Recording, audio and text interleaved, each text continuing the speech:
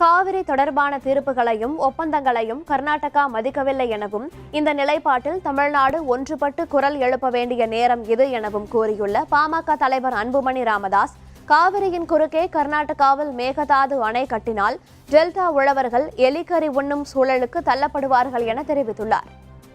கர்நாடகாவிலே நம்முடைய காவிரி ஆற்றின் குறுக்கு ஒரு மிக பெரிய அணையை கட்ட திட்டமிட்டிருக்கின்றார்கள். அந்த அணையை அங்கே கட்டினார் என்றால் நாம் இங்கே டெல்டாவிற்கு குடிப்பதற்கு கூட தண்ணி கிடைக்காது. விவசாயத்துக்கு விட்டுடுங்க, குடிப்பதற்கு தண்ணீர் கிடைக்காது. ஒரு சில ஆண்டுகளுக்கு முன்பு டெல்டாவில் வாழ்ந்த, டெல்டாவில் அன்றைய சூழலில் இருந்த விவசாயிகள் அத்தனை பேரும் எலிக்கறி உண்ணுகின்ற அந்த ஒரு சூழல் இருந்தது. அது மீண்டும் வர இருக்கிறது. இன்னைக்கு தமிழ்நாட்டுக்கு வர தண்ணிய கர்நாடகாரன் தடுத்து அவன் எடுத்துட்டு போறான். இன்னைக்கு நம்ம தடுத்து நிறுத்தலன்னா நாளைக்கு ஒண்ணுமே செய்ய முடியாது.